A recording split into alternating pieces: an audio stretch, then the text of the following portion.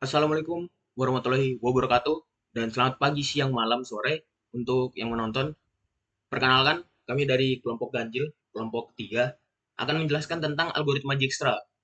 Pertama-tama, perkenalkan saya Rafizir Muhayyudin dan untuk anggota kelompok Ganjil lainnya ada saya sendiri Zidan, Syafiq, Rangga, Ahnaf, Dimas, Rizal, Rusdi, dan Ziva. Lanjut ke materinya. Pertama ada apa itu algoritma Dijkstra? Algoritma Dijkstra adalah algoritma yang digunakan untuk mencari jalur terpendek dari suatu titik awal ke semua titik lain dalam sebuah graf berbobot. Nah, graf ini biasanya mempresentasikan jaringan seperti peta jalan di mana setiap sisi edge-nya memiliki bobot, kelebihan, dan kekurangan. Jelas setiap algoritma itu ada kelebihan dan kekurangan ya. Dan untuk algoritma Dijkstra itu kelebihannya menjamin jalur terpendek untuk graf dengan bobot negatif, efisien untuk graf yang tidak terlalu besar dengan priority queue, fleksibel untuk graf berarah atau tak berarah. Kelemahannya, ada tidak bekerja dengan bobot negatif, misal jika ada diskon atau kerugian, membutuhkan graf terhubung, kurang efisien untuk graf sangat besar tanpa optimasi tambahan. Ini untuk gambaran singkatnya tuh seperti sistem peta. Jadi peta tuh mencari jalur terpendek. Nah, tapi kalau jalur terpendek atau ada sebuah jalan tikus, jalan tembus gitu yang bisa mengurangi bobot atau negatif lah istilahnya, itu tuh sistem bakal bingung, nggak bisa membacanya atau nggak bisa memberikan jalur terpendek dari negatif tuh. Jadi harus positif nilainya tetap satu, dua gitu. Jadi sekian dari saya akan dilanjutkan oleh teman saya lainnya. Terima kasih. Ya, selanjutnya di sini saya Syafiq Farizi dengan 3 digit NIM terakhir 009 akan menjelaskan tentang konsep teori graf karena ini berhubungan dengan algoritma Dijkstra yang akan kita bahas selanjutnya. Kita mulai dari pengertian graf dulu. Graf itu adalah suatu struktur matematika yang biasanya kita gunakan untuk merepresentasikan ataupun memodelkan hubungan antar beberapa objek. Dalam ilmu komputer, itu merupakan salah satu konsep dasar untuk menyelesaikan berbagai masalah. Contohnya itu seperti jaringan, sistem terhubung, serta pola hubungan antara elemen. Graf ini memiliki dua komponen utama, yaitu simpul yang biasa disebut vertex atau node, itu adalah sebuah titik jika disimbolkan. Selanjutnya ada sisi, ini adalah garis yang menghubungkan antara dua simpul. Di sini ada jenis-jenis graf. Graf itu terbagi menjadi 5 jenis, yaitu berarah, tak berarah, berbobot, sederhana, dan tak sederhana. Graf berarah itu adalah graf yang ujungnya memiliki arah. Di sini kita melihat contohnya itu dari 2 ke satu. Pada satunya itu kita melihat ada simbol panah. Nah, selanjutnya ada graf tak berarah. Graf yang biasanya sisinya itu tidak mempunyai orientasi arah, seperti pada contoh. Selanjutnya ada graf berbobot. Grafnya ini di setiap sisi memberikan nilai. Contohnya di sini A ke E dia nilai 10, A ke B dia nilainya 12. Selanjutnya ada graf sederhana. Grafnya ini tidak mengandung sisi ganda ataupun hmm, yang setiap sisinya itu bolak-balik. Nah, selanjutnya ada graf tak sederhana. Grafnya ini mengandung sisi ganda. Seperti kita lihat pada contoh satu, vertex 1 dan vertex 2. Dia saling berarah. Selanjutnya akan dilanjutkan oleh teman saya. Ya, Assalamualaikum warahmatullahi wabarakatuh. Perkenalkan, nama saya Rangga Lawe dengan NIM terakhir 043. Di sini saya akan menjelaskan tentang konsep dari algoritma Dijkstra. Nah, pertama-tama kita mulai dari pengertiannya dulu. Jadi algoritma Dijkstra itu merupakan algoritma pencarian jalur terpendek yang digunakan untuk menemukan jarak minimum dari satu simpul awal ke semua simpul lain dalam sebuah graf berbobot, di mana bobot ini tidak boleh negatif. Nah, tujuan utama dari algoritma ini sendiri itu untuk menemukan jalur terpendek dari simpul asal ke simpul tujuan tertentu atau dari simpul asal ke semua simpul lainnya dalam graf. Nah, kalau kita mau tahu aplikasi dari algoritma ini dalam kehidupan sehari-hari itu bisa kita temukan di aplikasi Google Maps. Nah, kalau di aplikasi Google Maps itu sendiri kan ada tuh fitur yang bisa menentukan jarak jarak terpendek dari tempat kita ke tempat tujuan kita. Nah, itu bisa menggunakan algoritma ini. Kemudian kita lanjut ke cara kerjanya. Pertama-tama kita inisialisasi dulu atau kita tetapkan jarak awal simpul asalnya itu sebagai 0 dan simpul lainnya sebagai tak hingga. Habis itu kita kunjungi simpul yang belum dikunjungi dengan jarak terkecil.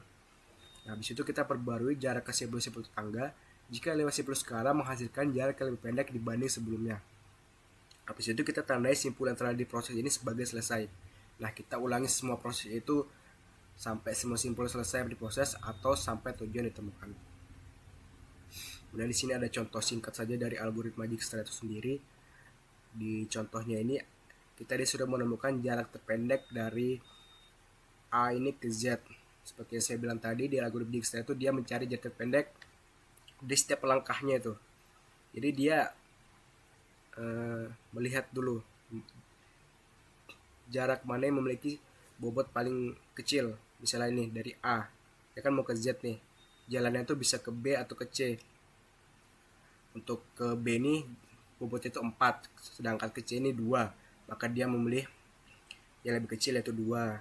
Kemudian lanjutnya juga ada 10, 8, dan 1, dia milih yang 1. Nah, jadi dia milih bobot terkecil di setiap langkahnya tuh, gitu-gitu terus sampai ke hasilnya. Ya, mungkin itu saja penjelasan singkatnya dari algoritma ini. Untuk penjelasan lebih lanjutnya bisa dijelaskan oleh teman saya nanti. Baik, perkenalkan nama saya Dimas Anang Satria dengan NIM terakhir 027. Jadi saya akan melanjutkan penjelasan mengenai bagaimana graf yang akan kami pakai dalam program mengenai algoritma Dijkstra yang kami buat. Nah, jadi kami itu memakai dua graf, yaitu graf yang berarah dan tidak berarah. Yang dimana kami itu membuat 10 node atau vertex, yaitu dari vertex A ke J dengan bobotnya masing-masing. Nah, kita bisa lihat bahwa graf ini itu tidak berarah dari yang pertama. Satu itu di antara vertex-vertexnya yang dihubungkan oleh sisi ini tidak memiliki arah, sehingga hanya terhubung atas garis ini dan tidak memiliki arah. Nah, kita bisa lihat dari programnya, dari representasi graf yang ada di programnya, itu misalnya dari vertex A ke B itu ada jalurnya dengan bobot 4. Nah, di B itu juga ada jalurnya ke A dengan bobot 4, yang artinya A itu mengarah ke B dengan B juga mengarah ke A. Artinya itu jalurnya bolak-balik. Sama seperti ke semua vertex di dalam graf ini. Misalnya ada vertex H dan F, itu ada bobotnya 4. Di sini A, H, F itu sisinya bobotnya 4, sedangkan di F juga ada ke H dengan bobot yang sama yaitu 4. Nah, di sini kita bisa tahu bahwa ketika graf tidak berarah, itu dia di antara sisinya itu tidak memiliki panah. Juga yang kedua, di antara jalur-jalur antar vertexnya itu jalurnya bolak-balik, tidak satu arah. Nah, lanjut ke graf yang berarah yang kami gunakan, sama seperti di graf tidak berarah, vertex yang kami gunakan tetap sama, yaitu vertex A sampai dengan J, yang dimana bobot-bobotnya juga masih sama. Nah, bobotnya masih sama, namun di sini yang berbeda ialah ketika graf berarah kita melihat dari visualisasinya di sini memiliki panahnya masing-masing. Itu panah jalur grafnya itu mengarah kemana. Nah, di sini juga representasi graf di programnya itu juga berbeda. Nah, di sini A itu mengarah ke B dan C. Arahnya ke B dan C. Nah, di sini masih sama ya, A, B, dan C. Namun ketika kita lihat di B, B itu arahnya hanya ke D. Di program itu arahnya hanya ke D. Sedangkan kalau di sini itu B itu mengarah ke ACD dengan semua yang terhubung ini. Sedangkan kalau graf berarah ini cuman antara dua vertex itu hanya terjadi satu arah saja. B ke D itu ada arahnya dengan bobot 5, sedangkan D ke B itu tidak ada, menandakan bahwa graf ini ialah graf satu arah. Samanya kita misalnya vertex H dan F. Itu arahnya dari H ke F di sini ya. H ada arahnya ke F dengan bobotnya 4. Sedangkan dari F ke H itu tidak ada, menandakan bahwa ada jalur H ke F, sedangkan dari F ini tidak ada jalur ke H, menandakan bahwa jalurnya itu single, yaitu sendiri, tidak bolak-balik seperti di graf yang tidak berarah. Jadi kita bisa tahu bahwa graf itu berarah, kita lihat dari panahnya di sini tersedia, dengan juga jalurnya itu sendiri, tidak bolak-balik. Nah, jadi begitu demikian penjelasan dari graf yang akan kami pakai dalam program algoritma Dijkstra yang kami buat. Saya lanjutkan ke teman saya yang akan menjelaskan terkait dengan demo program kami. Sekian, terima kasih. Assalamualaikum warahmatullahi wabarakatuh. Saya Napaliu dari kelas A24 dengan NIM 035. Saya berada pada kelompok ganjil dan tugas saya pada kali ini adalah untuk menjelaskan codingan atau source code daripada algoritma Dijkstra dengan syarat memiliki minimal 10 node. Pertama, dapat kita lihat di sini beberapa library yang kami gunakan. Ada import HEPQ. Nah, ini mengimpor modul yang menyediakan fungsi untuk mengimplementasikan antrian prioritas dengan HEP. Selanjutnya adalah from tabulat, import tabulat. Nah, ini fungsinya untuk menyediakan tabel di mana nanti kita akan melihat pada outputnya jalur yang telah dilalui oleh titik-titik tersebut untuk mencapai tujuan. Selanjutnya ada import network X as NX. Nah, di sini dia adalah mengimpor pustaka. Nah, di sini dia akan mempelajari struktur dan dinamika graf yang telah kami buat. Selanjutnya ada import matplotlib file plot as plt. Ini biasa digunakan untuk memvisualisasikan suatu data. Nah, di sini kita memiliki graf yang tanpa arah. Jadi setiap graf yang tidak berarah itu tidak memiliki arah, di mana setiap graf itu hanya memiliki sisi tanpa ada panah yang menunjukkan arahnya kemana. Sedangkan pada graf berarah kita dapat melihat perbedaannya, di mana simpul ini memiliki isi yang lebih sedikit. Contohnya saja, A mengarah ke B4 dan C2, sementara C hanya mengarah ke B dan ke E, tidak mengarah ke A. Sebaliknya, pada graf berarah, A mengarah ke B dan B juga ke A. Nah, untuk menyediakan simpul-simpul ini kami menggunakan dictionary, di mana key-nya adalah simpul dan value-nya adalah jarak. Nah, selanjutnya adalah fungsi untuk memvisualisasi graf ini. Nah, jadi di fungsi ini kita mengambil NX atau yang sudah kita deklarasikan daripada library network X itu. Nah, jadi dia menerima parameter graf daripada jenis graf baik yang berarah ataupun tidak berarah. Nah, selanjutnya nanti akan ada pilihan untuk memilih apakah kita ingin memvisualisasikan graf yang berarah atau yang tidak berarah. Nah, jika tidak berarah, maka dia akan memvisualisasikan G sebagai NX graf. Jika tidak, atau jika berarah, visualisasinya adalah ini, NX di graf. Oke, selanjutnya adalah kita mempunyai perulangan di sini. For simple, tetangga in graph items. Nah, jadi di sini kita dapat melihat sebuah iterasi melalui simpul dan tetangganya yang ada pada dalam graf. Yang sudah kita lihat, yang sudah kita definisikan di dua graf ini. Selanjutnya adalah posisi. Posisi ini kita dapat melihat sudah ada komen di sini bahwa posisi ini adalah mendefinisikan posisi manual untuk setiap simpul dalam format grid yang kita gunakan untuk visualisasi. Ini adalah yang akan menampilkan fungsi dengan ukuran visualisasi 10,6.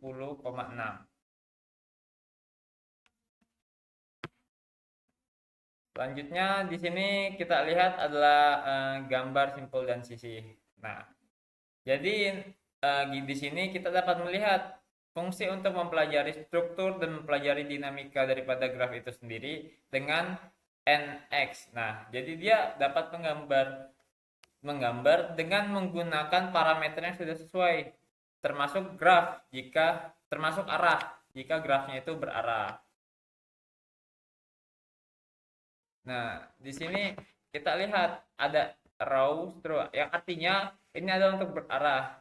Jika dia mempunyai panah, panahnya akan seperti ini. Dan ukuran panahnya adalah 15. Jadi parameter di sini adalah untuk mengatur apa format yang akan kita tampilkan. Ini bisa kita lihat warnanya untuk warna sky blue dan warna abu. Selanjutnya adalah kita dapat melihat di sini adalah perkondisian if dan else. Nah, jadi if lintasan adalah memeriksa apakah lintasan diberikan untuk digambar. Lalu ada sisi lintasan, di mana ini merupakan daftar lintasan daripada simpul yang telah diberikan. Sekali lagi, patokannya adalah graf berarah ataupun tidak berarah yang sudah kita definisikan. Selanjutnya ini adalah di dalamnya sini sudah dapat kita lihat ini yang untuk berarah dan yang ini yang tidak berarah. Jadi ketika kita sudah menentukan jalur, nanti jalur yang sudah ditemukan akan diberikan warna merah. Selanjutnya adalah kita mempunyai variabel label bobot. Nah, jadi di sini dia akan mengambil atribut bobot dari sisi grafnya. Lalu dia akan menggambar bobot pada sisi graf. Nah, di sini kita dapat lihat ini judulnya pada saat visualisasi. Terus PLT show-nya ini untuk menampilkan visualisasi grafnya. Nah, sekarang kita akan masuk kepada cara menentukan jarak menggunakan metode algoritma Dijkstra. Pertama, kita lihat def atau mendefinisikan suatu fungsi daripada hal yang akan kita lakukan. Di dalamnya kita dapat melihat ada parameter graf, ada parameter titik awal, dan ada parameter tujuan. Selanjutnya di sini ada jarak. Jarak ini akan menginisiasi jarak dari simpul hingga tak terhingga. Jadi, jika kita menentukan titik awal, maka dia belum melakukan belum berjalan ke titik sebelumnya, maka jaraknya dihitung tak terhingga. Barulah di sini jarak startnya kita atur dengan 0. Karena itu adalah jarak awal ke titik dirinya sendiri. Selanjutnya kita dapat melihat di sini ada lintasan. Jadi di sini inisialisasi lintasan untuk simpul, dan ini adalah lintasan awal untuk titik awal yang bernilai sesuai dengan nilai awalnya. Selanjutnya ada antrean. Antrean ini dia adalah yang membuat prioritas. Jadi dia prioritasnya berdasarkan jarak dan simpul. Selanjutnya kita lihat di sini ada tabel langkah. Nah, di sini dia menyimpan langkah-langkah proses. Nah, di sini kita dapat melihat sebuah perulangan di mana menggunakan while, lalu di dalamnya juga terdapat for. Lalu di sini terdapat if dan else. Pertama kita akan membahas di while-nya. Nah, jadi while antrean berarti dia akan melakukan iterasi selama antrian ini tidak kosong. Nah, distance ini adalah jarak yang sekarang. Nah, jadi dia akan mengambil simpul dengan jarak terkecil daripada antrean. Antrean di sini menjadi parameternya. Selanjutnya ada status, P, dan simpul. Nah, ini adalah digunakan untuk menyimpan suatu dictionary atau simpul saat ini. For not in graph.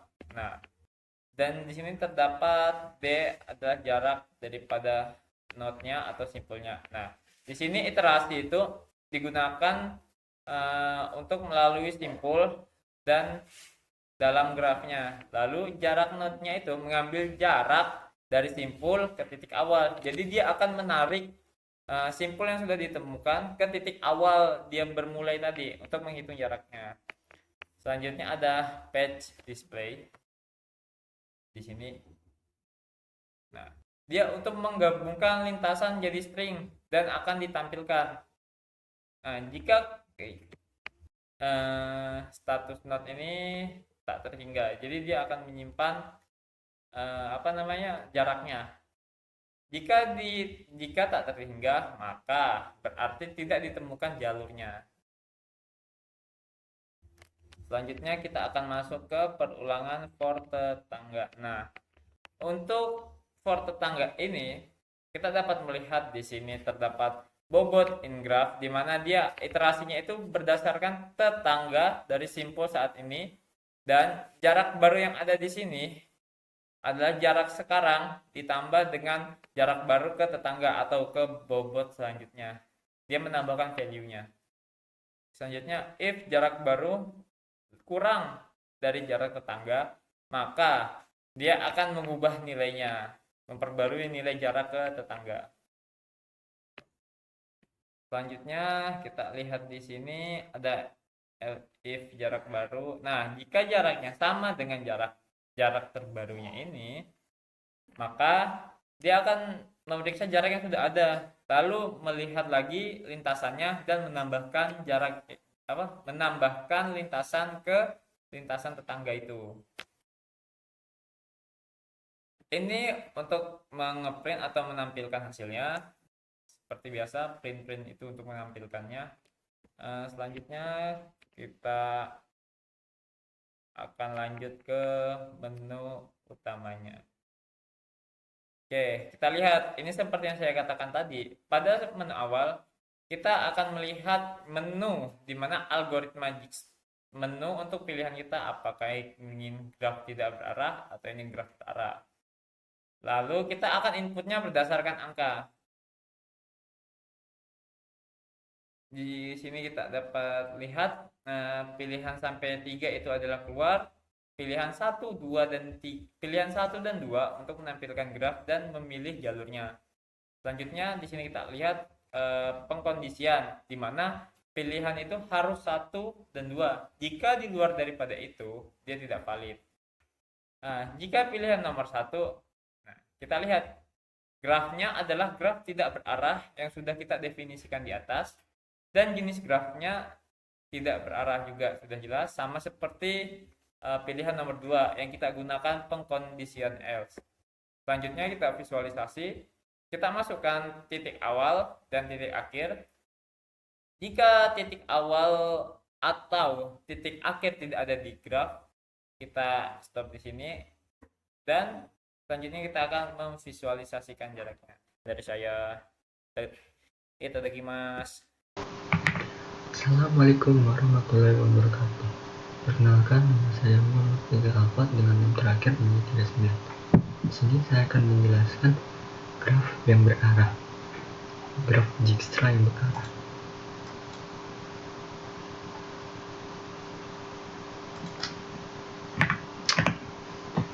Berikut adalah visualisasi awal dari graf Dijkstra yang telah kita buat. Di sini di mana A memiliki keluaran ke B dan ke C, sementara C memiliki keluaran ke E dan ke B. Sementara C ini memiliki masukan dari A. Begitu juga semuanya B ke D, B ke F dan ke E, dan E ke F dan ke G, F ke G, F tidak bisa ke H, D ke I, dan H ke I, H ke J, H ke F, I ke J, dan H ke J. Kita akan mencoba memasuki titik awal yaitu A hingga ke J. Sebelum ini kita akan melihat dulu graf. Berikut adalah tabel proses dari graf Dijkstra, di mana kita mulai dari A.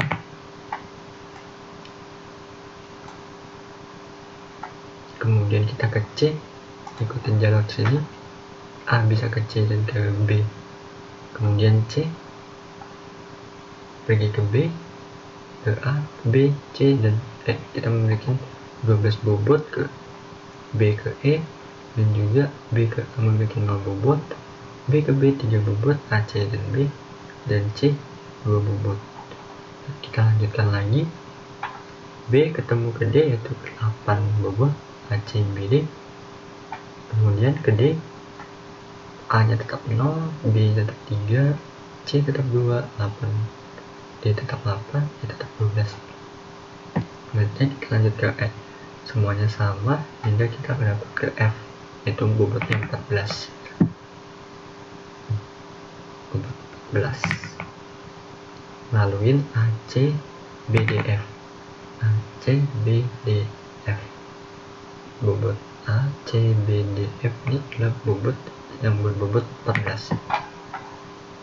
Selanjutnya kita ke E yang ini, semuanya sama, hanya saja ini berbeda menjadi A, C, B, D, E, F dengan bobot 13. A, C, B, D, E, F dengan bobot 13. A, B, C, D, E, F, G. A, B, C, D, E, G.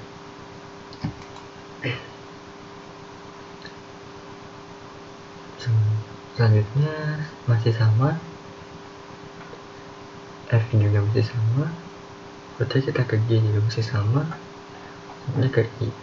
I ke I memiliki 29 bobot, A, C, B, D, E, G, I. A, C, B, D, E, G, I memiliki 29 bobot. Kemudian J sini juga sama, mereka sudah memiliki bobot yang terpendek, G 17, F 13, E 10, D 8, C 2, B 3, A 0, I 29, dan juga J yang terakhir memiliki 32 bobot dengan A, C, B, D, E, G, I, J. A, C, B, D, E, G, I, J. Jadi kita dapat bobot paling pendek yaitu 32 bobot. Berikut, karena ini adalah Dijkstra yang berarah, maka kita akan mengikuti keluaran dan masukan yang ada. Selanjutnya kita akan coba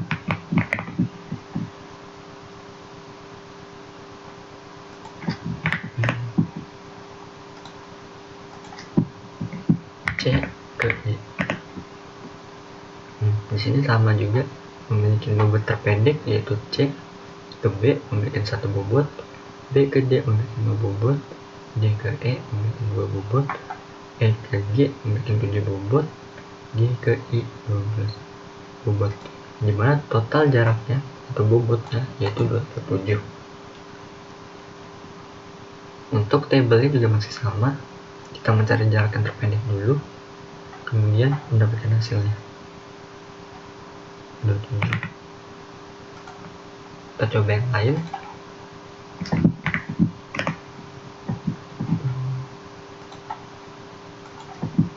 Coba F ke D.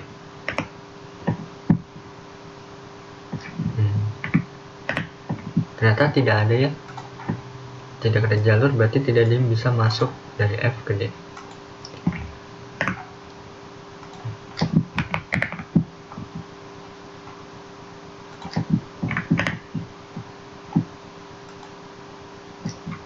Kita coba dari B ke D. Di sini juga sama, memiliki jalur terpendek B, D, E, G, dan I. Dengan tabel paling pendek ke I 26. Mungkin sekian aja beberapa contoh dari graf Dijkstra berarah dan juga tabel proses Dijkstranya. Berikut juga ini hasil visualisasi yang telah dibuat.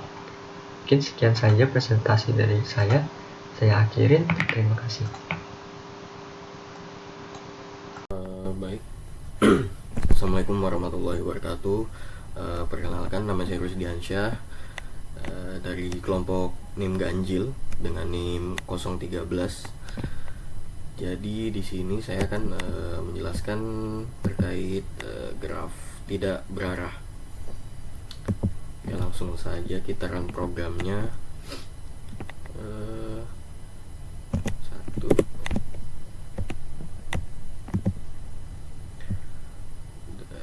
Jadi pada graf tidak berarah ini setiap hubungan antar simpul itu bersifat dua arah. Kemudian yang artinya jika A terhubung ke C, maka C juga bisa kembali ke A. Hal ini juga memungkinkan algoritma untuk mencari berbagai kemungkinan lintasan, jadi bukan hanya yang terlihat secara langsung gitu. Jadi sebagai contohnya di sini saya masukkan titik A, B. Jadi bisa dilihat di sini. Jadi kita mencari jalur terpendek dari simpul A ke simpul B. Jadi bisa dilihat bahwa memang ada jalur yang langsung dari A ke B itu dengan bobot 4. Namun di sini tidak hanya mempertimbangkan yang terhubung atau yang terkonek itu secara langsung. Jadi bisa memilih atau menjelajah lintasan dengan total bobot terkecil. Jadi dalam hal ini ada jalur alternatif dari A ke B melalui simpul C, yaitu A ke C lalu ke B. Jadi bobot dari A ke C adalah 2. Nah, terus dari C ke B itu bobotnya 1. Jadi di sini total bobotnya 3, sehingga yang lebih kecil dibandingkan jalur A ke B yang memiliki bobot 4 itu.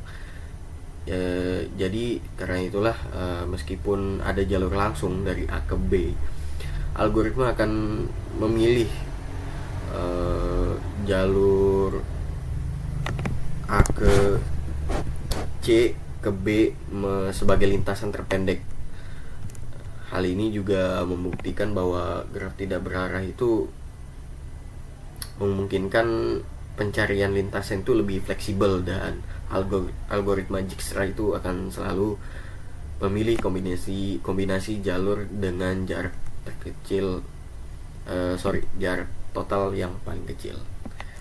Ya, jadi sekian penjelasan dari saya, kurang lebihnya mohon maaf. Wassalamualaikum warahmatullahi wabarakatuh. Assalamualaikum warahmatullahi wabarakatuh. Jadi di sini saya Ahmad Zufal Fatih akan menjelaskan mengenai kesimpulan penutup.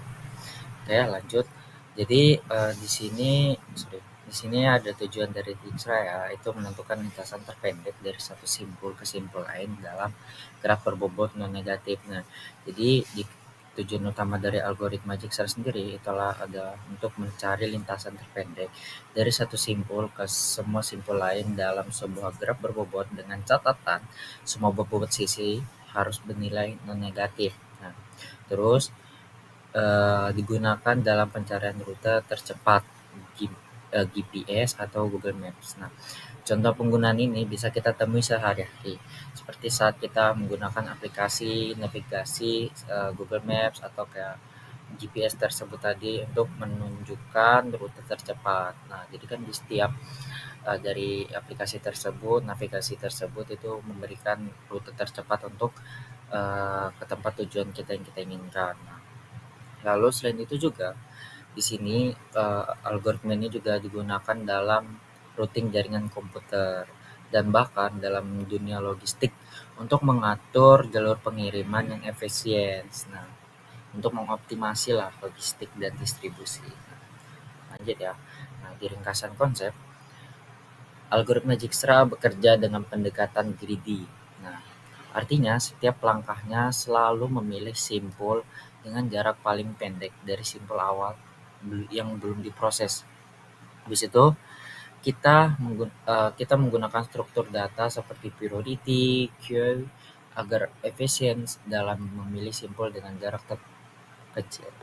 Nah, setiap kali menemukan jalur baru ke simpul, tetangga atau kota atau yang kita maksud tujuan ini yang lebih pendek dari sebelumnya, kita perbarui jaraknya. Nah, proses ini diulang sampai semua simpul dikunjungi. Nah, syarat utama itu tidak boleh ada bobot sisi negatif. Oke, kita lanjut ke kesimpulannya. Nah, jadi kesimpulannya, algoritma Dijkstra sangat efisien dan akurat untuk mencari lintasan terpendek di graf berbobot negatif. Ia menjamin solusi optimal dan sangat berguna berbagai kebutuhan praktis di dunia nyata. Pemahaman yang baik tentang graf dan struktur data seperti array, queue, dan priority queue sangat diperlukan agar bisa mengimplementasikan algoritma ini dengan benar. Dijkstra juga menjadi dasar penting sebelum mempelajari algoritma pencarian jalur yang lebih kompleks. Sebagai penutup, bisa kita simpulkan bahwa algoritma hanyalah alat yang lebih penting adalah bagaimana kita memahami logika dan konsep di baliknya agar bisa menyelesaikan masalah nyata dengan cara yang efisien dan tepat. Dengan memahami algoritma Dijkstra, kita sudah punya bekal untuk membangun solusi di bidang navigasi, AI, jaringan, dan lain. Mungkin cukup sekian dari presentasi kelompok kami, kurang lebihnya mohon maaf. Wabillahi taufiq wal hidayah. Wassalamualaikum warahmatullahi wabarakatuh. Terima kasih.